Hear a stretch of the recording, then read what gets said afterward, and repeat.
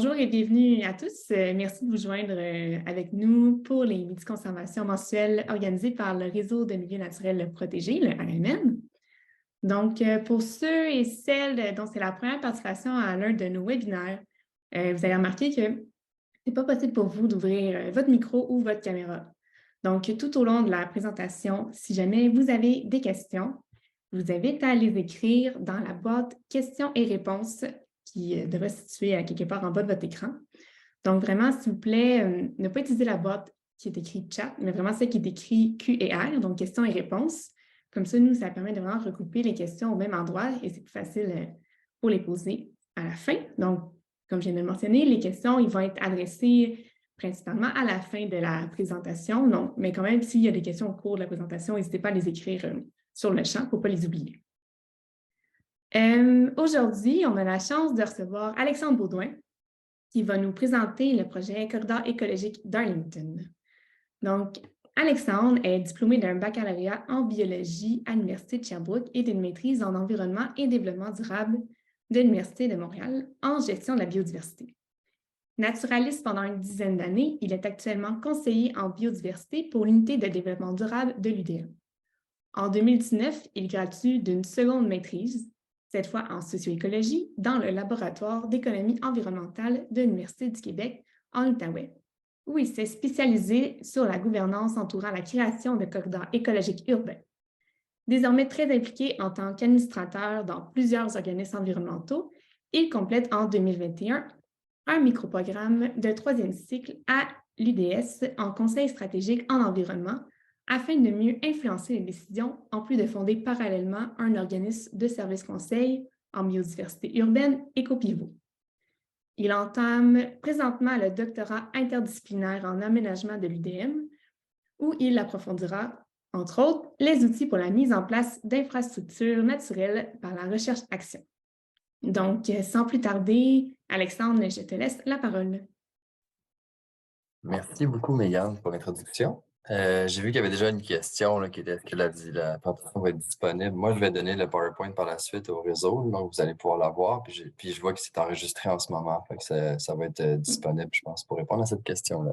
Oui, on va la Euh, mettre sur notre chaîne YouTube aussi. Donc, ce que je vous propose aujourd'hui comme présentation, c'est pas la première fois que je fais une présentation sur le corridor écologique d'Arlington. J'essaie toujours de me renouveler, mais je vous avoue que j'utilise toujours aussi une base de présentation que j'ai qui évolue avec le temps. Donc, aujourd'hui, je vais vous présenter un peu une démarche qui combine un peu toutes les connaissances que j'ai pu développer à travers mes divers diplômes qui viennent vraiment appuyer l'élaboration du projet du corridor écologique d'Arlington. J'essaie d'avoir une posture qui permet à tout le monde qui écoute aujourd'hui de tirer quelque chose. Vous n'êtes pas dans le Côte-des-Neiges à Montréal, donc peut-être que ça vous parle moins. Fait que je vais essayer de le présenter d'une façon un peu plus générale pour que vous puissiez vraiment tirer des éléments puis voir comment vous pourriez l'appliquer de votre côté. Vos questions pourront aller dans cette direction-là aussi si vous voulez. Donc, on fait un survol ensemble. Comment je change mon diapo? Voilà, donc on l'a mentionné, j'ai plusieurs chapeaux en même temps, puis je mets l'emphase un peu sur 4. Conseiller en biodiversité, évidemment, c'est intéressant. Je travaille depuis une dizaine d'années vraiment sur le Mont-Royal, donc avec une approche plus de conservation de milieux naturels en ville. Puis évidemment, ben, c'est difficile de s'arrêter aux limites administratives d'un territoire quand on veut vraiment bonifier la biodiversité parce que ben, on essaie de connecter nos projets avec d'autres espaces verts d'importance. C'est un peu l'objectif que j'ai avec l'emploi que j'ai là. Et en plus, si je descends tout de suite en bas avec le PhD interdisciplinaire en aménagement, j'ai récemment eu la chance de devenir chargé de cours, en fait, pour le cours de gestion de biodiversité, un cours que j'ai suivi, moi, il y a un peu plus de 10 ans. Donc, ça me permet de me mettre à jour aussi sur la connaissance actuellement et aussi sur les préoccupations de la nouvelle génération d'étudiants, disons, sur pourquoi est-ce qu'ils s'en vont étudier en biodiversité et en développement durable principalement. Donc, c'est vraiment plus cette sensibilité-là grâce à ces chapeaux-là. Le PhD, c'est un PhD interdisciplinaire. J'ai mis le logo de Mitax juste en dessous parce que il se fait de façon intégrée dans l'OBNL juste à côté, dans EcoPivot. Et avec la recherche, donc ça se divise comme en deux. Un doctorat de recherche, mais intégré dans EcoPivot avec sa mission entrepreneuriale. Donc, pour moi, l'un nourrit l'autre parce que EcoPivot a la mission de favoriser la connectivité écologique en contexte urbain. Donc, vraiment de le faire, de sortir un petit peu des limites administratives de l'Université de Montréal puis de le déployer un peu partout à Montréal. Puis j'ai aussi mis l'emphase sur la partie naturaliste parce que c'est vraiment pour moi le cœur de ma démarche depuis toujours. Je ne fais plus de vulgarisation scientifique avec les enfants aujourd'hui. Je développe des camps de jour où j'engage des personnes, mais pour moi, ça a toujours été très important de créer ce contact-là parce que c'est comme ça qu'on change de mentalité sur un horizon d'une génération. Et les corridors écologiques, pour moi, c'est une façon de ramener la nature très proche des gens, en particulier dans les milieux défavorisés, les zones de vulnérabilité. Donc, pour moi, les corridors, c'est un outil aussi sur le plan éducatif. Des images un peu folles. J'ai les droits là-dessus en plus parce que c'était généré par des idées que j'ai lancées à de l'intelligence artificielle en proposant des villes du futur où on intégrerait l'agriculture urbaine, la santé urbaine, la connectivité écologique et la création d'habitats dans un contexte montréalais. Et c'est des images qui ont été générées par des outils là, que j'apprends tranquillement à utiliser dans mon doctorat. Donc, c'est pour vous faire rêver un peu. Vous voyez que les bâtiments sont un peu étranges, là, mais c'est pour montrer un peu comment on pourrait projeter le futur. Aussi, l'éco-pivot, j'ai mis la diapo, je vais passer rapidement, mais c'est vraiment pour montrer que c'est une aubaine à part entière qui est à côté là, dans mon temps libre, disons, là, où est-ce que on veut vraiment faciliter la prise de décision relative à l'intégration des enjeux de biodiversité. Puis notre filon premier, c'est les corridors écologiques en contexte urbain. Donc, mise en contexte rapide, je pense que vous êtes un public averti, fait que je vais aller très vite là-dessus. Nous vivons des changements climatiques. Dans ces changements climatiques-là, ben, évidemment, on voit que les niches écologiques, donc les domaines où est-ce qu'il y a les espaces où la biodiversité vit, vont être appelés à se déplacer, principalement vers le nord. Ils sont perturbés. Mais quand on fait certaines projections, j'avais plus statistique en 2007, là, je pourrais actualiser un peu, là, mais on voit que ça prendrait de 45 à 70 km par décennie là, pour déplacer surtout la niche écologique de l'érablière. Fait que c'est pratiquement impossible dans un cycle de développement naturel. Donc, qu'est-ce qui se passe? C'est quoi les enjeux? Qu'est-ce qu'on peut faire pour l'aider? C'est un peu des éléments que j'avais en tête à la base. Et quand on pense à la migration, ben, c'est fun si l'Amérique du Nord n'était qu'un immense écosystème, mais on a des villes, on a des zones de développement aussi où on vit. Et c'est ce qui vient des barrières ou des obstacles, en fait, les autoroutes, les bâtiments, la minéralisation des surfaces et tout ça. Donc, ça vient vraiment créer un blocage, en fait, pour cette migration-là. Donc, comment est-ce qu'on peut travailler en étant conscient de cette réalité? Aussi, dans l'état des lieux, les crises climatiques et de la biodiversité, j'apprends rien à personne. La ville, c'est un système qui est sous pression. On peut penser à l'étalement urbain. Je l'imagine en bas avec une image où est-ce qu'on voit de 1690 à 2014 le développement de Montréal, le CMM, en fait. Fait qu'on voit vraiment que ça se développe très, très, très rapidement. Cet écosystème-là est fortement perturbé, mais à mes yeux, c'est toujours un écosystème. Il y a des îlots de chaleur, la gestion des eaux pluviales qui sont des éléments plus d'enjeux urbains à gérer aussi, où justement, à travers des corridors de connectivité, on est peut-être capable de répondre ou d'amener certains services écosystémiques pour y remédier. Santé urbaine, c'est quelque chose que j'ajoute maintenant qui fait être intégré dans mon doctorat, mais essayer vraiment d'évaluer comment est-ce que finalement tous ces aménagements-là ont des retombées positives pour les citoyens, puis ça devient vraiment un argumentaire sur lequel on pourrait travailler, peut-être même le mettre de l'avant avant même de parler de la connectivité des habitats pour la biodiversité. Il y a aussi l'aspect comme vulgarisation scientifique. Donc, on est en déficit nature. Il y a moins de contact entre les jeunes d'aujourd'hui et la nature quand on grandit en ville. J'essaie de remédier à ça en faisant des ateliers dans les petits écosystèmes, les petits espaces qu'on développe et tout en ayant un angle sur la santé psychologique également. Ça, c'était vraiment mis de l'avant, je pense, pendant la COVID, que les gens avaient besoin de se ressourcer, de se retrouver en nature. Donc, maintenant, comment est-ce qu'on peut capitaliser là-dessus puis aller de l'avant en misant sur cet aspect de santé psychologique? Déclin de la biodiversité, bon, il y a 4 causes principales, 5 dépendamment de ce qu'on lit, mais la perte de la fragmentation des habitats, c'est le focus premier là, de la connectivité écologique en contexte urbain, connecter nos habitats. Par exemple, juste dans des publics, je le mentionne.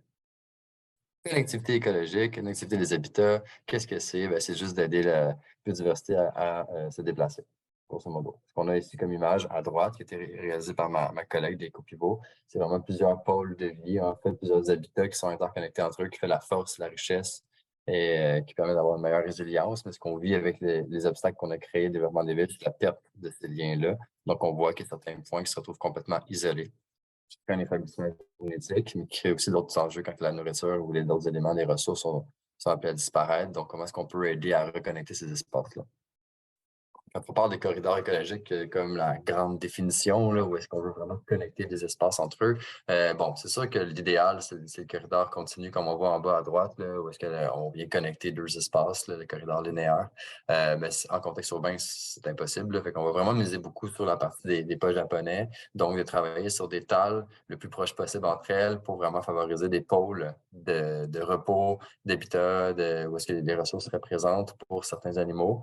Puis la première étape, c'est toujours de miser sur peut-être une faune un peu plus petite, là, des pollinisateurs, la vie-faune, les micro-mammifères, puis tranquillement d'augmenter.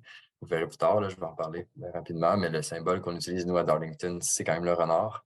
Donc, comment est-ce qu'on peut éventuellement penser, parce qu'on n'est vraiment pas là en ce moment, créer un habitat pour le renard à travers la trame urbaine. Donc, une image là, de ASTMM, ces espaces verts qui font plus de 0,5 hectares, puis ce qu'on projette dans le fond. Ici, on a vraiment comme une image là, où est-ce qu'on avait dessiné sur une carte là, en 2014, qu'on s'était dit ici, on pouvait faire une espèce de corridor nord-sud. C'est une façon de régler les enjeux de migration de nos espèces dans un contexte de changement climatique, mais aussi de connecter nos habitats puis d'avoir plusieurs bénéfices, des co-bénéfices rendus par la nature pour les résidents. Je vais passer vite là-dessus, vous l'aurez, là, si vous voulez vraiment avoir une définition d'infrastructure naturelle. Je l'ai mis là, je n'entrerai pas dans le détail, mais grosso modo, ce sont des espaces naturels ou créés par lui-même aussi, là, mais qui nous fournissent des services écosystémiques. Principalement, je suis vraiment amusé sur la partie services écosystémiques. Quand on a réfléchi au projet, on revient en 2014 à l'été, on a identifié justement nos infrastructures naturelles qu'on avait. Donc, en kaki sur la droite, je ne sais pas si vous voyez ma souris, vous avez le Mont-Royal. Évidemment, ça a un rôle important pour Montréal en général. Je pense que tous les Montréalais s'approprient ou s'identifient avec la montagne. Après ça, on avait le campus MID, le campus des sciences. Je rappelle que je travaille pour l'Université de Montréal, donc c'est un potentiel développement qui s'en est ici. Et j'espérais d'influencer peut-être l'intégration de milieux naturels davantage en fait dans le grand chantier qui s'en venait là, qui est l'ancienne gare de triage. Hein. Je l'appelais la surface lunaire. Là, on était vraiment sur une surface de gravier, de roche à la base là-bas. Donc, on avait beaucoup, il fallait rêver fort pour s'imaginer créer un écosystème là-bas. Et en bas, ici, à gauche, on a l'hippodrome de Montréal, c'est un Blue Bonnet, qui est un site quand même d'intérêt, qui est à l'essai lui-même, puis qui va commencer à avoir du développement. Là, qui, en fait, c'est commencé. Il y a même une ferme urbaine qui est annoncée cette année-là. Et ces deux espaces-là étaient déjà liés entre eux par un chemin de fer. Quand on s'intéresse à la science de la conservation, en fait, les chemins de fer sont reconnus depuis des années comme étant des corridors écologiques créés par l'humain, oui, mais sont nivelés. Quand il n'y a pas de train, c'est relativement calme. Ça permet de surmonter certains obstacles, de passer à travers des tunnels pour des montagnes, de passer par-dessus des cours d'eau quand il y a des ponts. Donc, les chemins de fer ont toujours été une porte d'entrée pour la biodiversité aussi. Donc, comment est-ce qu'on pouvait se servir de la présence des chemins de fer avec les infrastructures naturelles déjà en place, puis travailler sur cet angle-là. Donc, c'était notre carte de départ, disons. Ensuite, on avait croisé ça avec les anciens cours d'eau qu'on avait à Montréal. Évidemment, il n'y en a pratiquement aucun qu'on peut voir aujourd'hui. Ils sont tous canalisés, ils sont sous notre vie, sous notre ville. Donc, on voit ici là, un des émissaires, un des émissaires du ruisseau Rimbaud qui est juste ici, le ruisseau Rimbaud, c'est celui-ci. Donc, puis ça fait vraiment une ligne courbe. Donc, on voit la forme de la rue Darlington qui est la prise du corridor. Le corridor vient se placer juste ici, en fait, par-dessus. Donc, on avait ces éléments-là, on avait la trame urbaine, le transport actif, on avait plusieurs éléments qu'on a superposés. Puis la rue Darlington a comme émergé par elle-même comme étant un des éléments importants là, pour tracer ce corridor-là. On avait une réflexion aussi politique, entre guillemets, c'est-à-dire administrative, je pourrais dire. On ne voulait pas nécessairement que le projet croise trop d'arrondissements en commençant, puis d'avoir plusieurs corps administratifs avec lesquels travailler. C'était une des réflexions qu'on avait aussi. On voulait travailler avec Côte-des-Neiges en particulier, puis rester dans Côte-des-Neiges. Donc, notre tracé dans la trame urbaine, il est là. C'est sûr que le chemin de fer, lui, il traverse tout ça, là. Mais notre objectif, c'était vraiment de limiter en fait, le nombre d'acteurs qu'on allait avoir au début. Puis encore aujourd'hui, je pense que c'est une bonne stratégie. Donc, pour aboutir avec le tracé, cette image-là que j'utilise encore aujourd'hui qui fait rêver, vraiment essentiel d'avoir un beau visuel pour pouvoir aborder, ouvrir la porte pour avoir une discussion avec les gens qui veulent financer un projet comme celui-là, les gens qui vont donner des permis. Je pense que travailler sur du visuel, même si on est loin de ça, par exemple, tout le tronçon d'ici jusqu'en bas, il n'y a pratiquement aucune intervention qui a été faite à ce jour. Mais je continue à vendre cette idée-là, ce rêve-là de cette façon-là. On rattrape tout le projet en commençant. Fait qu'en 2015, je commence à avoir des rencontres avec directeurs d'arrondissement, même avec des gens à l'Université de Montréal, des professeurs qui veulent intégrer le projet dans leurs cours. Et on mise sur les services écosystémiques rapidement. Moi, je mets l'emphase sur ceux-ci. Je ne passerai pas à travers chacun d'eux. Mais on touche aux 4 grandes catégories des services écosystémiques. Et pour moi, c'est important de le documenter et de toujours l'intégrer dans nos bilans quand on parle de nos projets avec une activité écologique dans la trame urbaine. Vous connaissez peut-être aussi comment ça avait été articulé par l'analyse des écosystèmes du millénaire, là, dans le fond, pour les services écosystémiques, puis leur retombée sur le bien-être humain. Aujourd'hui, j'aime bien cette image-là, où est-ce qu'on retrouve encore une fois en périphérie les 4 services écosystémiques, puis en plein cœur, on a la santé humaine. Donc, et le bien-être, dans le fond, comment ça s'articule tout ça ensemble. Puis je trouve qu'ici, on a vraiment quelque chose à vraiment développer comme argumentaire, comme façon de vendre un projet de connectivité écologique. Puis je le répète, je pense que ça doit vraiment être le premier élément qu'on va présenter maintenant en contexte urbain, où il y a la densité urbaine très forte de résidence. Ici, c'est sûr que c'est le fun. On a de plus en plus d'alliés de diverses disciplines par rapport à la connectivité écologique.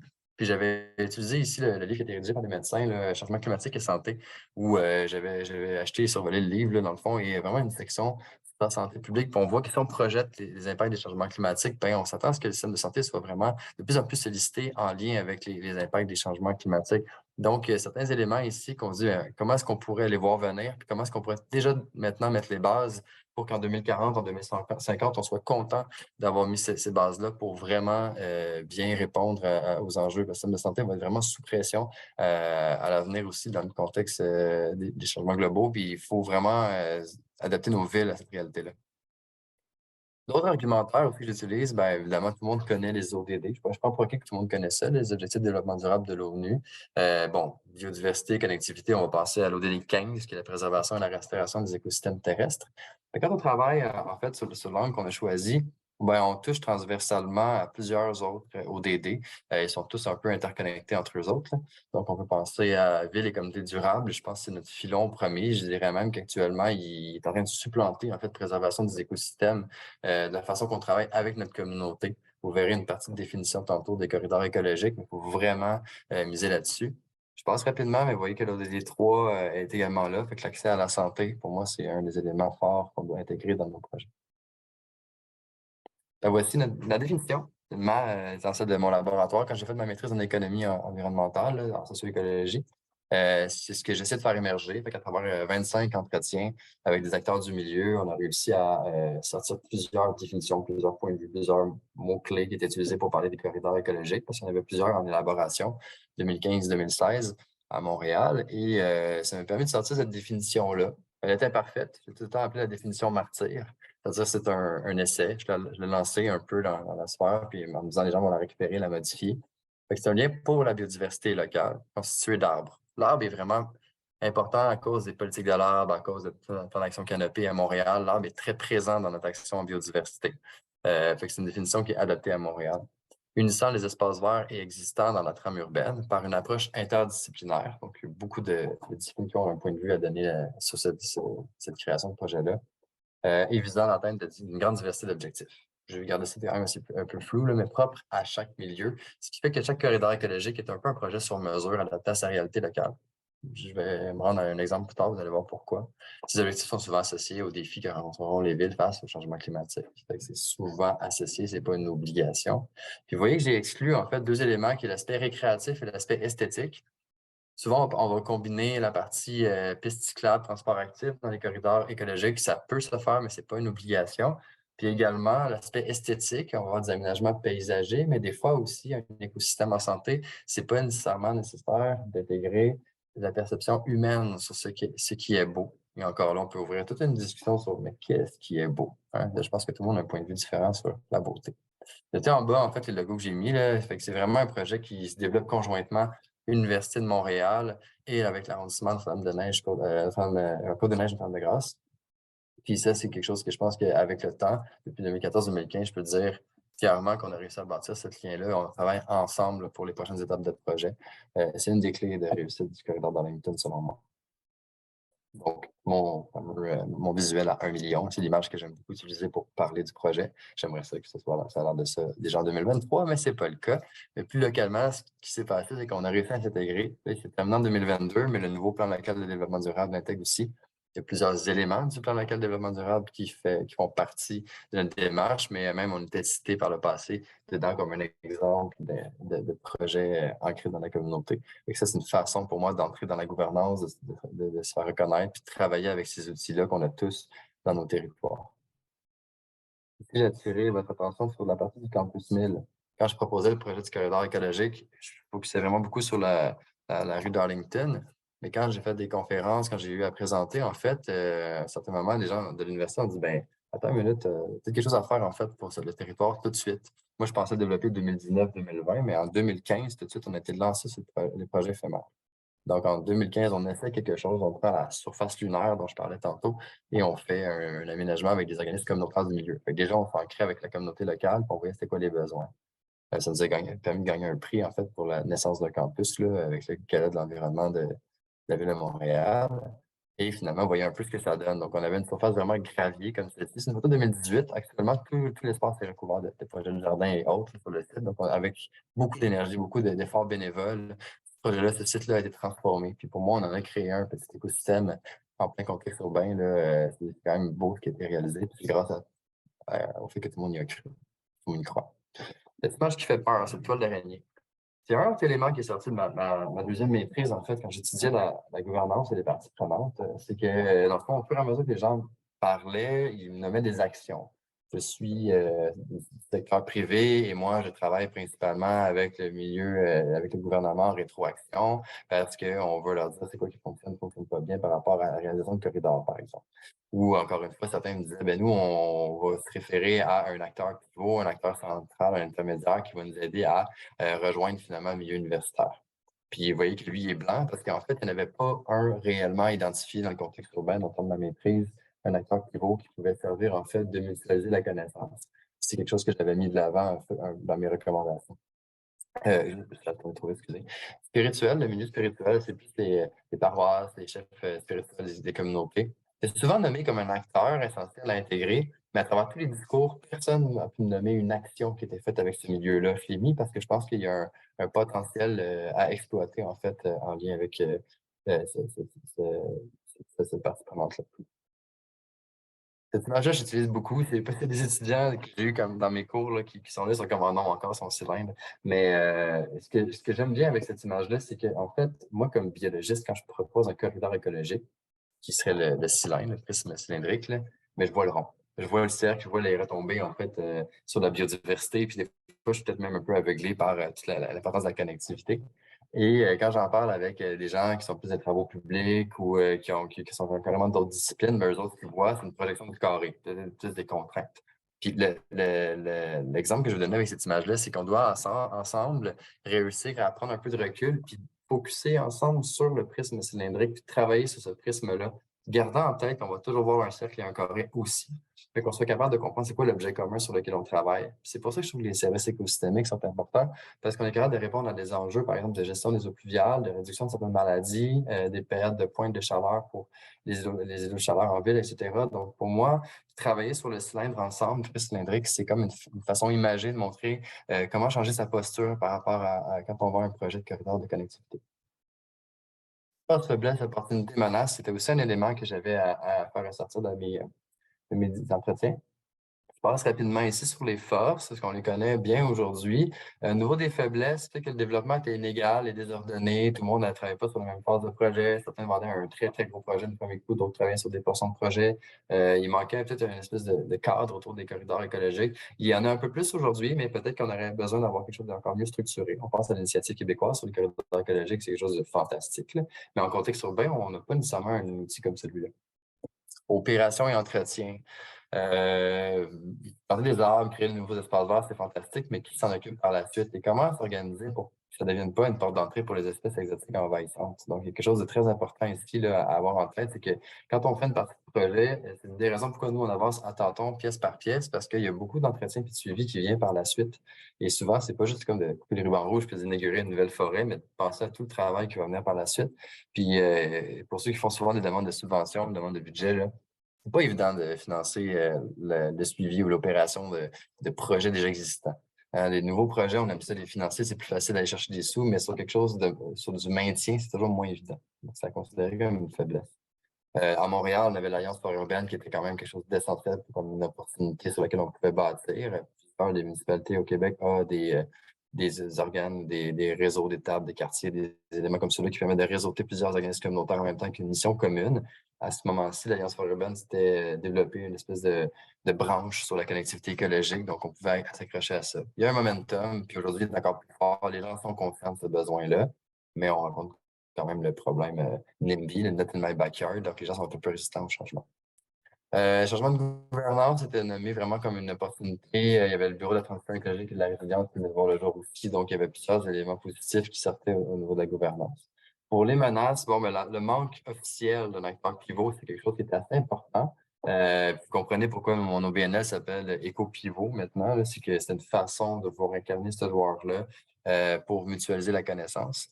Le manque peut être une définition commune. Corridor écologique peut être galvaudé des fois. On parlait d'un corridor écologique, mais finalement, c'était une piste cyclable avec des arbres sur le côté. Donc, est-ce que c'est réellement un corridor écologique? Est-ce que c'est plutôt un corridor vert et actif? Peut-être qu'on a besoin peut-être encore d'un vocabulaire plus raffiné autour des différentes fonctions qu'on veut créer autour des corridors.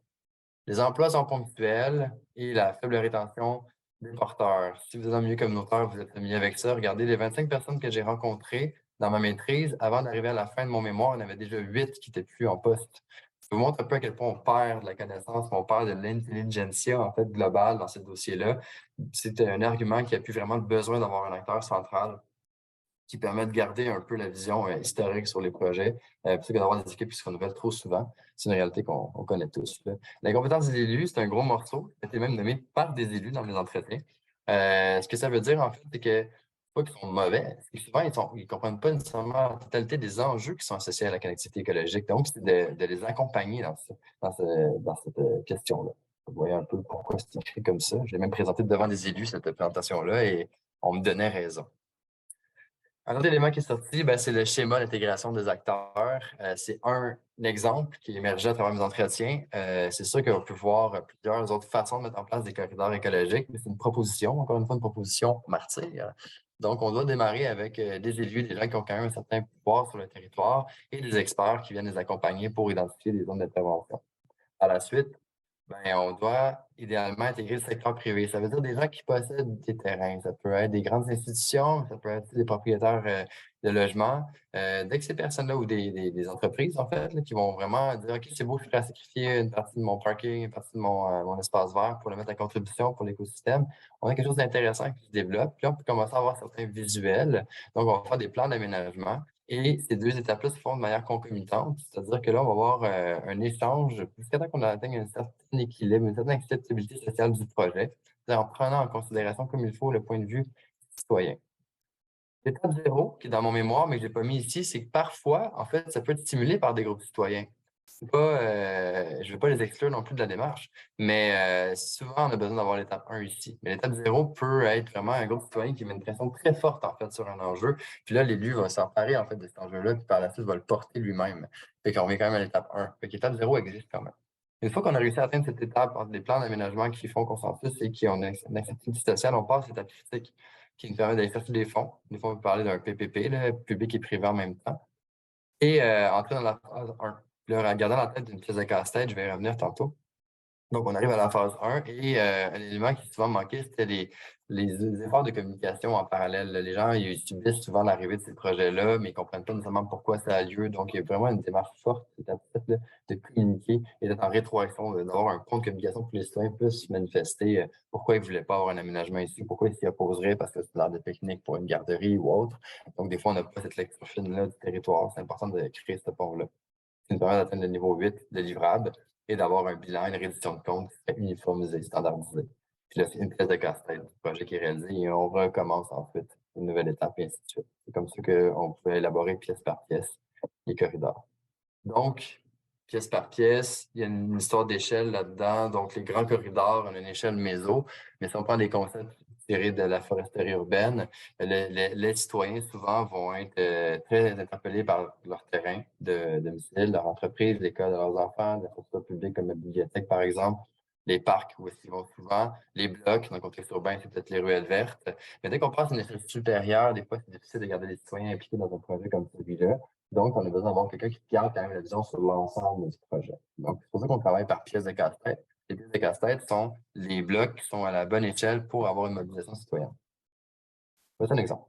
Donc, on a intégré il n'y a pas si longtemps, en fait, 2019, un CIUS, IRGLM, c'est un centre de réadaptation, Jean Greninzé de Montréal, donc des gens qui ont perdu l'usage de leurs jambes, qui ne peuvent plus nécessairement se déplacer facilement et réapprennent en fait à se déplacer. Donc, ça, c'est une des institutions qui se trouve sur le corridor d'Arlington. C'est des acteurs qu'on a intégrés avec nous dans le projet. Et comment s'y est pris? Bon, on a fait appel à la firme Hublot avec un de nos premiers financements pour nous aider à réfléchir à une façon de travailler et maintenir l'eau pluviale sur le territoire. Eux autres sont arrivés sur le projet, puis au lieu de travailler sur notre axe d'Arlington, ils nous ont surpris en me proposant un axe perpendiculaire, qui est vraiment ce qu'ils appelle le capillaire du corridor, qui est comme drainer un peu l'eau et qui l'amenait sur l'axe de Darlington, ce qui était pas bête. Mais on l'a pas vu venir. Donc, ils nous ont proposé, en fait, un parcours d'interprétation dans cet axe perpendiculaire-là, où est-ce qu'on pourrait faire la promotion de saines habitudes de vie, de la santé urbaine, de la biodiversité en ville. Là, les flèches bleues, ça montre un peu l'écoulement que l'eau pourrait suivre, en fait, pour la recueillir. Et après ça, intégrer avec un transport, un parcours actif, dans le fond, des espèces de gym vert à l'extérieur pour intégrer davantage la communauté dans le projet. Et ça, c'est des nouvelles idées qu'on a commencé à intégrer dans Darlington. C'était en 2017. Donc, on a pu arriver avec ce plan-là, cogner à la porte du CIUS, là, dans le fond IRGLM, et leur faire prendre une photo comme celle-là, faire quelques aménagements, des propositions à la main dans ce cas-ci. Là.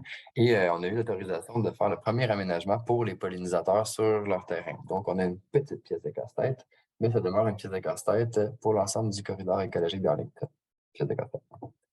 Ensuite, on a pu poursuivre la discussion et intégrer des étudiants de l'Université de Montréal en architecture du paysage. On a eu quelques visuels. Sur leur terrain, ils ont un vieil étang qui ne sert plus depuis des années. Mais comment est-ce qu'on pourrait le ramener au goût du jour, le réintégrer en fait? On leur a proposé des visuels comme ceux-là pour les inclure dans notre projet. Maintenant, depuis l'année dernière, le centre de santé a donné un nouveau contrat à la même firme, aux ateliers Hublot, pour avoir une réflexion. Eux, ce qu'ils ont fait, c'est qu'ils ont rencontré les intervenants, la communauté, les patients, les experts, les médecins qui sont présents dans l'établissement, et ils ont pu créer ceci. Donc, tous les éléments qui font partie, en fait, ils sont interconnectés. Qu'est-ce qu'on veut mettre de l'avant, la santé mentale, l'agriculture urbaine, puis ça se réseautait autour de la mobilité, de la santé et de l'environnement. En travaillant, en fait, ces trois axes-là, ils ont proposé le plan qui est ici. Donc, si vous êtes une personne qui est en train de réapprendre à marcher, un enjeu que vous avez, si vous avez besoin de beaucoup de dates de repos, à chaque 20 mètres. Puis plus on va loin, plus ils sont distants. L'idée, c'est de travailler ces pôles de biodiversité-là en fonction de notre réalité locale. Dans ce cas-ci, c'est de travailler avec le centre de santé. Donc, on travaille des pôles alimentaires, des pôles de biodiversité en fonction du besoin des gens qui réapprennent à marcher. C'est notre perpendiculaire au projet. Et pour vous placer, ça se situe juste ici. C'est un nouvel axe sur lequel on travaille. Et c'est là que ça prend son sens. En fait, un corridor écologique seul, ça ne sert à rien. À partir du moment où on commence à travailler sur un réseau de corridors écologiques, là, ça prend tout son sens. Une autre pièce de casse-tête. Une autre pièce de casse-tête, je vais vous montrer. Ça, c'est ce qu'on avait réalisé, je pense, en 2016 ou 2017, c'est un certain temps, où on n'était pas en mesure de déminéraliser la rue tout de suite, mais on a pu faire un concours avec des étudiants, puis proposer de l'aménagement où la ville a financé, l'arrondissement a financé la création de jardinières qu'on a placées sur l'emprise publique. D'une certaine façon, on a réduit l'espace pour les voitures pour le redonner aux piétons. C'est un espace végétalisé. Vous me posez des questions là-dessus parce que c'est pas un projet qui est une réussite à 100%. Même qu'aujourd'hui, on a dû enlever beaucoup de ces espaces-là à cause des attroupements et du bruit la nuit, etc. Donc, il y a eu des ajustements avec ce projet-là. Mais tout de même, c'était un effort dans la bonne direction. Donc, ça se situe dans la partie haute, proche du Mont-Royal, cette partie-là. La pièce de casse-tête. Le Jardin des abeilles, c'est autour des jardins communautaires Château-Fort, dans le fond, qui est une communauté qu'on a sur l'axe de Darlington. Ben, on s'est dit pourquoi pas favoriser le service de la pollinisation à proximité des jardins. Donc, on va maximiser la production dans leurs jardins. Donc, notre but, c'est pas d'installer des ruches, mais plutôt de créer de l'habitat pour nos pollinisateurs indigènes. Donc, on est venu proposer un visuel comme celui-ci. Puis ça nous a permis de faire partage des espaces aménagés pour les pollinisateurs. Ça nous permet de schématiser un peu, là, mais là, on a comme l'axe Darlington, les trois petites collines au bout, c'est les trois sommets du Mont-Royal. De l'autre côté, on a le chemin de fer, puis on voit les 6 pôles sur lesquels on essaie de travailler. 6 parce que les îlots de chaleur, les îlots de fraîcheur, on n'a pas encore entamé cette partie-là, mais c'est 6 pôles sur lesquels on travaille pour connecter nos espaces verts, donc les fameux pas japonais. Pas japonais. Voilà. On reviendrait un peu là-dessus, là. Peut-être que je suis allé un peu vite dans la présentation, mais je pourrais vous en parler très longuement, là, mais ici, c'est un projet qui m'inspire et qui m'impressionne aussi. Je suis allé visiter, c'est le Cheongzi-Chang. Peut-être certains d'entre vous l'avez déjà regardé. Là, c'est à Séoul, en Corée du Sud, là, où est-ce qu'ils ont été capables d'enlever l'équivalent du métropolitain, l'autoroute 40, là, à Montréal. Là, c'est une autoroute surélevée qui avait cet emplacement-là avant. Ils l'ont démoli.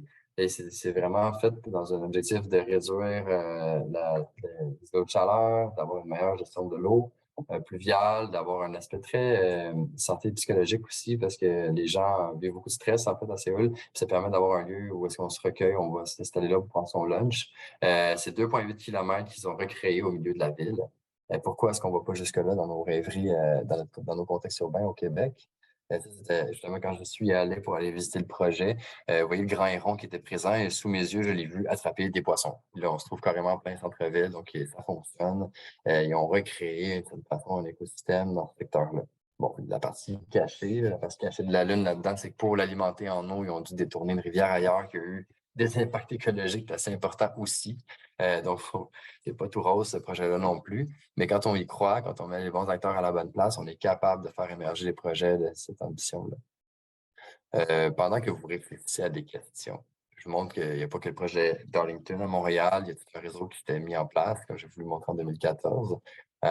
Porté par la Sauverdi, ils ont réalisé le corridor des 5 écoles, parce que si c'est vraiment tourné vers les jeunes primaires, je pense que c'est primaire et secondaire. Donc, vous voyez qu'il y a 5 écoles sur un axe.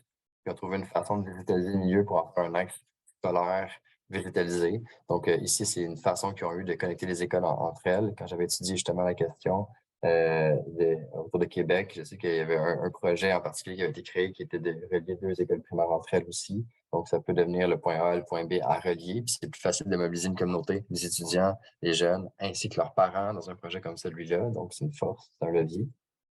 Ensuite, le corridor de Saint-Laurent. Celui-là était un peu différent, était vraiment une commande, disons, du maire.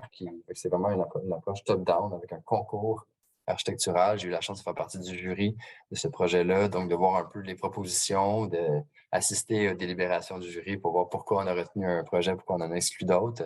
Mais après ça, le gagnant avait réalisé le plan d'aménagement sur le territoire, le plan directeur pour les prochaines années, qui est en exécution aujourd'hui. Eux, ce qui est ambitieux, c'est que c'est l'ensemble du territoire de l'arrondissement, de l'autoroute jusqu'au Bourg-Liesse, qui est mis à contribution. Donc, c'est quand même assez important en intégrant tous les espaces verts sur le territoire. On peut voir juste ici. Puis, il y en a plusieurs autres. Une carte qui a été réalisée par la Sauverdi en 2015. Il n'y en a pas d'autres, à ma connaissance, à jour, mais on pourrait le refaire parce qu'actuellement, on a un corridor du sud-ouest qui a été porté par le projet, par les budgets participatifs de la ville. Donc, quelque chose de très fort quand même de se mettre en place ici. Il y a le projet Parc-en-Grignon, Bois-Saraguay qui a été proposé en fait par la ville de Montréal, qui est porté par la ville-centre pour un projet dans l'ouest de l'île. On a le projet La rivière des Ruisseaux, le corridor des ruisseaux, en fait, dans l'est de Montréal, qui retrace en fait l'emplacement, l'ancienne emprise d'un ruisseau pour connecter des friches, les espaces verts du secteur avec une forte mobilisation citoyenne. Donc, il y a plusieurs autres projets qu'on pourrait greffer. Certains sont morts. Parmi ceux-là que je vois en ce moment, certains n'ont pas su survivre à cette réalité-là. Mais tout de même, c'est important d'en proposer.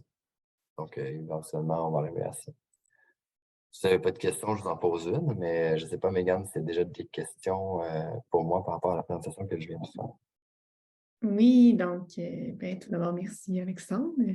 C'est très, très, très intéressant. Puis on a déjà 2 questions puis un commentaire. Donc, je vais y aller tout de suite avec la première. Donc, quel sera l'impact du projet Royal Mount sur le corridor? Est-ce que tu es au courant du projet? Oui. Ouais, je suis au courant du projet. Ben, tu sais, nous, on ne s'intéressait pas à cette partie-là directement du projet. Mais je vais prendre cette carte-ci.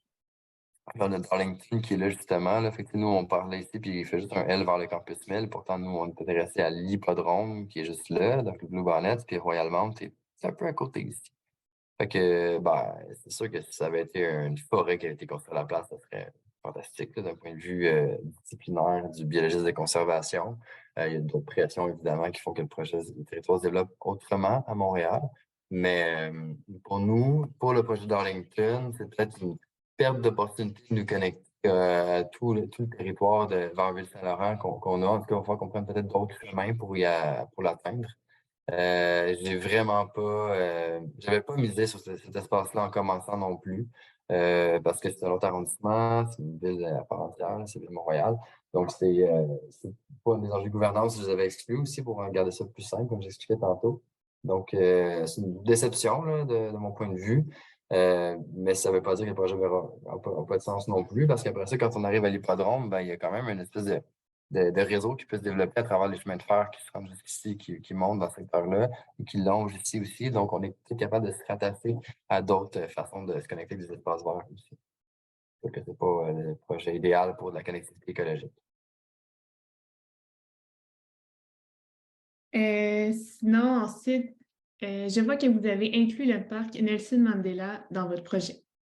Quelles sont vos pensées sur l'intégration des 2 autres parcs de CDN, Côte-des-Neiges, qui longent des Caries à l'est?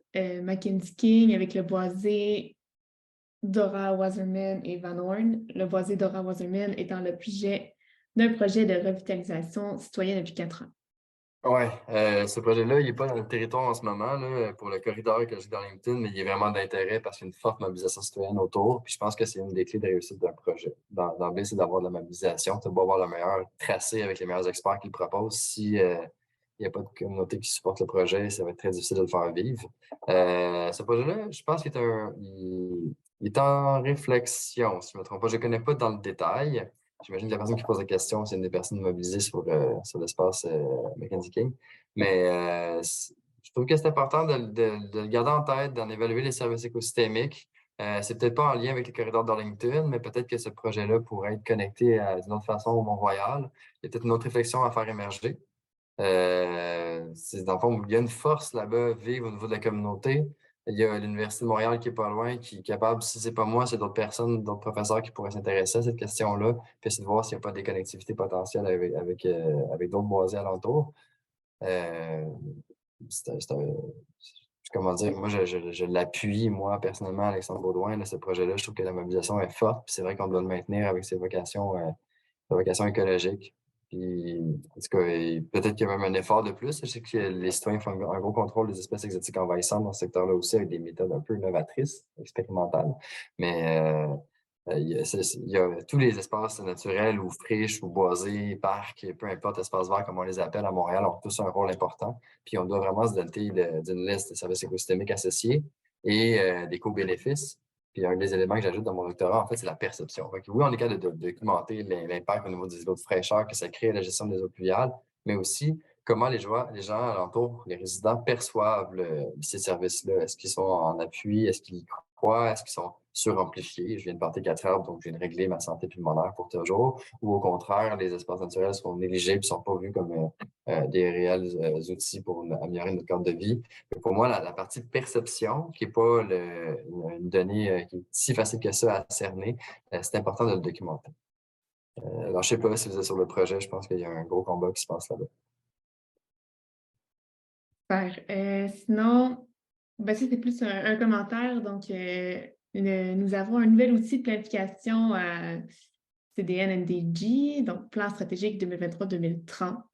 Puis on envoie le lien. Fait que je ne sais pas si tu es déjà au courant qu'il existe ou sinon je peux le partager. C'est vraiment parce que j'ai juste pris les anciens PowerPoint que j'ai mis bout à bout pour celui-là, mais je savais, tu sais, dans le fond, de l'équipe d'Arlington. Je peux en parler, dans le fond, mais c'est que 2014, 2015, 2016, c'était un peu porté à bout de bras ce projet-là. Je réussi à avoir un stagiaire, puis avec quelques heures que j'avais avec mon poste à l'université, je pouvais encadrer ce stage-là travaillait sur le projet du corridor. C'était vraiment à bout de bras, là. Après ça, en 2017, on a commencé à avoir du financement de l'arrondissement, donc on a pu créer des postes. C'est pas des emplois de temps plein. Disons, pour la rétention de la connaissance, c'est beaucoup mon rôle là-dedans du projet de m'assurer que les documents qui sont réalisés en 2017, en 2018, ben, je les garde puis je puisse les transmettre à l'équipe de l'année suivante. J'ai eu une faible rétention de mon équipe, moi aussi, parce que j'arrivais pas à aller maintenir les emplois à l'année. C'est quand même essentiel, là. Donc, après ça, ben, de fil en aiguille, le financement a augmenté, puis ça permet d'avoir vraiment une équipe de terrain, une équipe de projet. J'ai peut-être manqué un peu de reconnaissance à leur égard là-dessus, là, parce que c'est vraiment eux qui sont les yeux, qui sont les bras sur le terrain, qui sont connectés avec les réalités locales, ce qui nous a permis de proposer le projet perpendiculaire qu'on voyait tantôt et qui nous a amené à déposer une demande de financement au ministère de l'Économie et de l'Innovation sous l'angle du FIRM, le Fonds d'innovation et de rayonnement pour la métropole, où on a eu un gros montant en partenariat avec l'organisme de sécurité alimentaire. Donc, là, si on est venu donner à ce nouveau projet-là, cette perpendiculaire-là, c'est vraiment autour de la sécurité alimentaire parce que c'est notre enjeu local. Il y en a plusieurs autres qui pourraient se reconnaître là-dedans. Et on a misé sur un corridor de connectivité qui amène vraiment un aspect de ressources naturelles, donc d'approvisionnement alimentaire. Donc nous, c'est l'angle qu'on a donné. Puis l'équipe est au fait, elle utilise les outils, même des outils qui s'en viennent, de plans de développement, qui sont en place, plan de développement social, par exemple, on s'intéresse beaucoup à ça. Puis d'autres, je pense que c'est bien de le mentionner, là, je ne l'ai pas intégré, là, puis il y a d'autres outils qui viennent aussi pour l'aspect plus nourricier. Il y a eu une présentation il y a 2 semaines faite par la Chemin de Transition, qui est un partenariat Université de Montréal et Espace pour la vie. Et c'est le défi alimentaire, puis il projette un peu comment on va se nourrir le Québec de demain en 2040. On a identifié 59 jalons essentiels là, pour la production alimentaire, pour l'approvisionnement. Et la production d'hyper-proximité va devenir un élément de base en 2040. Donc, comment est-ce qu'on peut, dès aujourd'hui, 2023, mettre les éléments qu'on voudrait avoir sur le territoire en place pour qu'en 2040, on soit capable de miser sur un approvisionnement d'hyper-localité. Si on croise les enjeux d'approvisionnement, les guerres, les crises du pétrole, etc., les aliments vont coûter très cher, l'inflation, bien évidemment, on va pouvoir avoir une production de proximité. Qu'est-ce qu'on peut faire dès maintenant pour qu'on soit heureux d'en hériter en 2040 puis d'avoir une bonne base? Fait que pour moi, tous ces plans-là sont essentiels d'être croisés ensemble puis d'avoir cette espèce d'approche interdisciplinaire dans nos projets. Je vais vous faire mon partage d'écran. Vous allez peut-être mieux me voir. Parfait. Il y a quelques questions sur est-ce qu'on va pouvoir voir la présentation. Donc, on l'a dit au début, donc il y a peut-être des gens qui sont arrivés en plein milieu. On a enregistré la présentation d'aujourd'hui et elle va être accessible sur la chaîne YouTube du réseau de milieux naturels protégés. Dans le fond, vous allez recevoir un courriel dans 1 ou 2 journées avec le lien YouTube. Donc, vous allez pouvoir juste cliquer sur le lien et aller revisionner la présentation à nouveau ou la partager comme vous voulez. On a une autre question par rapport est-ce que comme le parc Mandela est inclus, mais pas Van Horn ou Mackenzie King, pourquoi? Tu l'as abordé aussi tantôt. Ouais, ben Puis, simplicité, hein. Je pense que c'est le fun d'avoir des méga projets. Là. Tu sais, la carte de Montréal, j'ai mis avec toutes les lignes vertes partout. Ça, c'est comme un grand rêve. Là. Mais de le ramener en petites pièces plus intelligibles, plus accessibles, en fait. Là. Pour moi, c'est comme on est une petite équipe, puis on travaille sur cet axe-là. Puis j'explique pas du tout le besoin de créer d'autres projets ailleurs. Puis s'il y a de la mutualisation de connaissances, de ressources à apporter à ces nouveaux projets-là, l'équipe d'Arlington va être la première à lever la main pour partager l'expérience. Dans le fond, comme on fait aujourd'hui, pour moi, je m'expose avec des expériences qui sont propres à la réalité de Côte-des-Neiges. Puis j'imagine que des gens qui écoutent aujourd'hui s'y reconnaissent un peu avec ces enjeux-là. Mais go, je pense qu'on a besoin de plusieurs équipes de projets un peu partout qui développent des projets de connectivité comme ça. ici, on demande aussi est-ce que les parcs le long de Westbury pourraient faire partie de votre réseau? Je ne sais pas si c'est les mêmes parcs, là, je ne connais pas beaucoup ce coin-là. Non, je connais pas non plus. Ben, ouais. Je peux pas répondre. Je suis désolé. Pas de problème. Existe-t-il des projets dans le monde qui utilisent les postes électriques et les lignes électriques pour la connectivité? Ben, le Québec. Ben, c'est parce qu'il y a quand même la Charte Hydro-Québec qui a une ouverture maintenant, ces gares-là. Puis une des images que je vous ai montrées pour Ville-Saint-Laurent, c'est sous l'emprise d'Hydro-Québec. Donc, oui. Ailleurs dans le monde, je ne m'y suis pas intéressé directement, mais je sais qu'il y a des pays qui sont assez inspirants. Là, on pense aux Pays-Bas, quand j'avais lu là-dessus, il y avait comme 1100 projets de corridors proposés en même temps au pays. Fait que on est ailleurs, nous autres, là. On n'en a pas 1000 en proposition. Mais on peut aller chercher l'inspiration ailleurs. Puis il y a probablement des cas de figure où on utilise des emprises hydroélectriques ou ferroviaires ou autres qui nous arrivent la contribution. Sinon, on a une question. Tu as mentionné en début de présentation que le renard était votre emblème. Ouais, On en comprend que les aménagements du corridor sont pensés du point de vue et des besoins de cette espèce, mais comment le choix s'est-il porté sur cette espèce particulière? Aussi, quels aménagements particuliers envisagez-vous spécifiquement pour répondre à ces besoins? Merci pour la question. J'avais comme un peu oublié d'en reparler. Il y a un logo là, avec Darlington qui est un renard, un trait blanc et un cardinal rouge. On trouve thème qu'on trouve sur le logo. En fait, quand je travaillais aux Amis de la montagne pour le Mont-Royal par le passé, comme assistant de conservation, on avait assisté au déclin de la population des renards, probablement dû aux excréments des chiens, en fait, là, qui portaient une maladie, là, qui était la gale sarcoptique. Les renards perdaient leur fourrure et en mouraient. Donc, on a eu une grande perte là, de ce côté-là. Et voire même, on pense qu'elle avait peut-être même pu sur Montréal durant une certaine laps de temps, 1 ou 2 ans. Et ça, c'était 2010 à peu près. Là. Donc, en 2012, on avait des nouvelles occurrences, des gens qui nous signalaient qu'ils apercevaient des renards à nouveau sur Mont-Royal. Puis c'est un peu de là que moi, l'idée était venue de comment est-ce qu'on pourrait jouer un rôle, comment on pourrait aider les renards, les populations qui sont ailleurs à Montréal, à revenir en fait sur le Mont-Royal. Mes inspirations, c'était le corridor appalachien. Je savais que ça marchait à grande échelle, en fait, les corridors, mais est-ce qu'on en avait à petite échelle? Dans le contexte urbain, je n'avais pas d'exemple, en fait, au Québec, où on a proposé celui-là, puis le renard est devenu un peu notre emblème parce que l'idée de base était autour du renard. Est-ce qu'aujourd'hui, on a créé des habitats pour le renard? Non, parce qu'on travaille beaucoup sur des poches de biodiversité qui sont assez distants et on travaille sur les pollinisateurs, comme j'expliquais tantôt, la vie faune des oiseaux, on travaille beaucoup sur même la végétation, en fait, c'est assurer que ce qu'on retrouve, d'où le symbole du trait blanc, éventuellement. On retrouve la flore du boisé de l'érablière sur le Mont-Royal, mais tranquillement, ce serait la flore qu'on retrouverait, donc une flore indigène qui se déploierait à travers Côte-des-Neiges. Donc, quand on fait des aménagements, c'est évidemment des plantes qui sont associées avec le Mont-Royal le plus possible, sauf évidemment pour la partie alimentaire. Donc, le renard, on est loin, en fait, d'avoir créé des habitats puis une connectivité pour le renard. Ça demeure comme un espèce de but à atteindre. Puis je me donne des horizons de temps de 10, 15, 20 ans pour arriver à ça. Merci d'avoir posé la question. Et on a un autre commentaire et question. Donc, merci Alexandre pour ta présentation vraiment inspirante. La méthodologie développée pour cartographier ce réseau écologique urbain à partir d'opportunités est fort intéressante. Est-ce qu'on peut la consulter? Moi, je pense que c'est déjà désuet, la méthode Ah qui était en ouais. place. Non, mais oui, en fait, je me suis intéressé par mon mémoire à l'UQO. Fait que ça, c'est accessible à tout le monde, en fait. Là, c'est d'aller voir les mémoires déposées par les étudiants. Vous allez avoir beaucoup d'informations là-dedans, beaucoup de rédactions.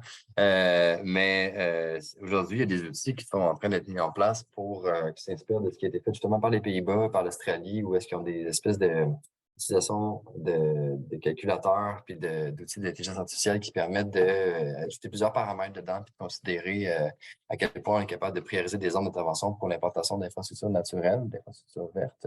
Je pense que ces outils-là vont être des Formule 1 là, de la connectivité écologique qui s'en viennent. Il y a des outils comme Omniscape qui permettent de modéliser en fait le déplacement de la faune dans des paysages plus naturels. En contexte urbain, ça marche peut-être un peu moins facilement. Il y a Connect2, qui est un autre outil que je connais pas, qui est utilisé par certaines firmes aussi pour la connectivité écologique. Donc, il y a des outils un peu plus performants que ce que nous, on avait à la base, où est-ce que nous, c'est de la réflexion très terrain. Là. On rencontrait la personne de l'écoquartier local, la Stockholm, là, puis on passait du temps sur le terrain qui nous disait où est-ce qu'il y avait de la facilité à travailler avec la communauté, où est-ce que c'était un peu moins facile. Puis on a un peu dessiné le projet en fonction de ces opportunités-là. Donc, où est-ce qu'on avait une possibilité de mobilisation? Ben, on travaillait sur ces zones-là. Puis là où on savait qu'il y avait plus de résistance, ben, pas qu'on les excluait, mais on ne les mettait pas dans nos phases prioritaires d'intervention. Fait que nous, c'était très approche socio-écologie, donc tourner vers les gens, tourner vers le milieu communautaire. C'est un peu ça qu'on avait choisi comme approche. Aujourd'hui, il y a des super outils beaucoup plus poussés là, pour proposer la connectivité écologique. Et, pour ce qui est de la planification du projet Blue Bonnets ou Bonnet, je ne sais pas comment, est-ce que tu es au courant? Un peu. Un peu. Est-ce que vous avez une bonne coopération avec ces gens-là, j'imagine, qui s'occupent du projet? Ah, peu, en fait, on a très peu travaillé ensemble. Moi, j'y suis à distance. Puis je pense que les autres font la même chose avec Darlington. Non, il n'y a pas de pont qui a été créé. Puis je pense que c'est juste une question de manque de temps dans la vie. On dirait être sur plein de dossiers en même temps. Je pense que leur mobilisation était, tu sais, dans ce qui se passe avec le Blue Bonnet, c'est essentiel. Comme prise de conscience puis l'importance du lieu. On ne travaille pas encore ensemble. C'est peut-être juste une question de temps. Là. On a commencé à structurer un nouveau partenariat avec Multicaf pour la sécurité alimentaire. Pour nous, c'est un gros dossier, celui-là. Fait qu'on y va une étape à la fois. C'est des pièces de casse-tête. Hein? Fait que c'est peut-être une prochaine pièce de casse-tête à ajouter. Tout comme le parc avec Mackenzie King et d'autres espaces comme ceux-là. Là, c'est juste qu'il faut prioriser. Il faut essayer d'éviter de m'éparpiller partout et d'avoir un projet qui se tient. Euh, c'est vraiment juste que les ressources sont limitées en argent, en temps et en humain. Sinon, est-ce que le projet inclut un volet de sensibilisation sur le potentiel de gentrification qu'un tel corridor amènerait dans le quartier? On a clairement cette sensibilité-là. on la nomme, on en est conscient. C'est une des raisons pourquoi on fait des barbecues festifs là, à chaque fin d'été. En fait, on n'a pas d'orientation claire. On fait un événement plus culturel avec un théâtre de rue, avec un barbecue, de la nourriture, préparation de vélo. On fait un kiosque sur les pollinisateurs, un kiosque pour parler du projet. L'idée, c'est d'attirer la communauté pour qu'ils viennent nous parler des préoccupations. Puis souvent, ce qui ressort de ces échanges-là, ça nous aide à développer nos objectifs de l'année suivante. Donc, c'est sûr que si ça devenait quelque chose de majeur, les gens nomment et se rendent compte de plus en plus, on va l'adresser. Là, pour le moment, on n'a pas ces constats-là. Puis peut-être qu'il nous manque une lecture. Je ne dis pas qu'on sait tout, là, mais on en est conscient. Mais de manière générale, les projets de connectivité écologique, c'est leur biais. Là, parce que quand on veut connecter les espaces naturels, les espaces verts urbains, ben forcément, on prend les espaces déjà existants. Il y a déjà des parcs à proximité de certaines maisons. Souvent, les valeurs de ces propriétés-là sont plus élevées. Donc, il y a un profil socio-économique différent des gens qui habitent proche des parcs. Puis nous, ce qu'on fait, c'est amplifier en fait cette disparité-là, c'est-à-dire en connectant un espace vert avec un autre espace vert, on bonifie les espaces verts en général, donc les zones qui sont déjà verdies. Mais si on utilise des outils là, pour tracer des liens entre eux, on va rarement avoir un corridor qui va être proposé vers une zone grise qui n'a aucun parc. Donc, on délaisse, dans quelque sorte, les zones qui en ont le plus de besoin. C'est une critique que je peux faire par rapport à la démarche qu'on a actuellement. On est conscient de cette réalité-là, puis on essaie de trouver des façons de remédier. Dans ce cas-ci, quand c'est vraiment minéral, c'est moins évident de tracer des corridors. Fait que c'est vraiment une autre approche, des jardinières sur rue et autres qui peuvent être mises de l'avant. Donc, c'est une question importante, justement, une genre de justice climatique aussi qui est intégrée là-dedans. Très, très bonne question. Sinon, il y a quelqu'un qui dit les renards sont de retour, qu'il y a un individu qui a été observé hier sur le Mont-Royal. Qu'est-ce que tu en penses de ça? Est-ce qu'ils sont vraiment de retour? Ah oui, ils sont là, les renards, Ouais. ils sont présents. Puis, puis maintenant, tu sais, c'est le fun parce qu'ils sont documentés là, plus rapidement qu'en 2014, disons. Les gens les prennent en photo, les mettent rapidement sur des pages, là, puis on peut les suivre un peu. C'est ça, ce serait le fun de leur mettre des collets et puis de voir un peu par où ils passent. Là. Mais on n'est pas là du tout. Là. C'est pas l'approche qu'on met de l'avant en ce moment. Mais je serais quand même curieux de savoir c'est quoi leur passage là, sur le montagne. Sinon, en relation avec le nouveau parc Westbury, il serait possible de l'intégrer ainsi que plusieurs autres projets en planification pour alimenter le corridor de biodiversité. L'équipe de l'urbanisme de l'arrondissement travaille là-dessus. Je serais intéressée d'en apprendre plus sur les potentiels de création de micro-forêts et autres types de milieux naturels afin de mieux orienter les développeurs dans ce secteur. Oui, j'ai pas mis mes coordonnées là-dedans, mais peut-être que est-ce qu'il les a avec la promotion de l'événement? Je peux peut-être même les écrire dans quelque part ici. Là. Si vous avez vous voulez en discuter, moi après ça, plus des questions sur mesure, là, ça me fait plaisir de contribuer. Je me reste institutionnel. Vous pourrez m'écrire là, si vous avez des questions par rapport à ça. Westbury, là, je ne connais pas encore beaucoup le secteur, là, fait que je ne pourrais pas me mouiller sans savoir de quoi je parle. Mhm. Puis je mettrai ton courriel avec quand je vais envoyer le lien pour la vidéo YouTube et tout. Sinon, quelqu'un demande à quand croyez-vous que le casse-tête sera complété? On va en entamer d'autres casse-têtes avant d'avoir fini celui-là, puis c'est très correct comme ça. Il va falloir qu'on développe d'autres corridors qui se développent, puis peut-être même qu'il y en a, je dis souvent de même, il y a peut-être d'autres qui vont démarrer juste l'année prochaine, puis qui vont être terminés avant celui de Darlington. Puis c'est pas grave. Moi, je vois Darlington comme un super beau laboratoire où on apprend plein de choses que j'essaie de mutualiser au maximum avec tout le monde qui a envie de porter des projets comme ceux-là. Il y a des zones qui sont un peu moins évidentes avec lesquelles travailler, puis on va juste prendre le fruit quand il va être mûr, puis faut pas pousser trop fort. Des fois, des projets trop financés qui un projet d'aménagement trop rapide, on perd un peu la finesse de l'adaptation avec la communauté locale. Donc, développer à tâtons, pour moi, c'est sûr qu'il y a une urgence climatique, là, mais développer à tâtons avec la communauté, c'est pas du tout négatif à mes yeux. Fait que ça prend du temps. Quand est-ce qu'il va être terminé? Je sais pas. Peut-être avant ma retraite. J'ai aucune idée. T'as bonne échéance. Sinon, je pense qu'on va finir avec cette question-là. Qu'est-ce qu'on peut faire dans les zones qui sont très minéralisées? Ben, faut le voir comme de l'urbanisme transitoire, là, des projets de mobilisation citoyenne, des jardinières sur rue, des petits aménagements, aussi petits qui soient-ils. Il y a plein de beaux exemples de ces projets-là qui existent, dans lesquels on peut s'inspirer. L'agriculture urbaine, pour moi, ça demeure toujours une excellente première phase. Ça mobilise beaucoup et ça répond à des enjeux à plein de niveaux, là, alimentaires, mais aussi d'éducation, puis décloisonnement social aussi, travailler ensemble sur un espace. Donc, pour moi, démarrer des projets comme ceux-là, c'est que jardinière, même si la jardinière est enlevée avant l'hiver pour aider au déneigement, c'est pas mauvais parce que ça crée un espace de vie durant l'été. Puis tranquillement, on démontre à quel point il y a une communauté mobilisée autour d'un secteur en particulier. Je pense dans Villeray, à Montréal, au Manche-Trottoir, là, qui est un projet vraiment inspirant de cette façon-là, où est-ce que maintenant il est là à l'année. Je pense que c'est des façons d'agir sur des espaces qui sont minéralisés, étape par étape. Puis un jour, ben, on aura plus de fonds encore pour la déminéralisation. À mes yeux, c'est vers ça qu'on va aller, c'est de réduire en fait l'albédo de la ville pour les eaux de chaleur, favoriser plus d'infiltration de l'eau. Il faut que ce soit bien fait avec les bonnes études techniques à la base, mais on va devoir aller de plus en plus, selon moi, vers de la déminéralisation. Donc, c'est important d'y aller avec d'abord une mobilisation citoyenne, puis d'être en mesure de prendre le pouls de notre communauté pour ces projets-là. Donc, une jardinière pour 2023, ce serait un objectif. Puis 2 jardinières, 3 jardinières pour 2024, puis tranquillement, on crée une communauté, puis le projet peut tranquillement transformer son paysage. Et donc, il est déjà 1 heure, on a déjà atteint. Il y avait beaucoup de questions, c'est cool. Les gens Ouais, c'est étaient cool. très mobilisés, c'est très bien. Donc, un grand merci à toutes les personnes qui ont participé à ce webinaire. Puis aussi, n'oubliez pas, nous, on a un midi conservation à chaque mois. Le prochain va être le 26 avril. Donc, allez vous inscrire. On vous présente le nouveau répertoire du RNN. Sinon, un gros merci encore, Alexandre, pour ton temps. Et puis, on se dit à très bientôt. Merci au réseau. Merci.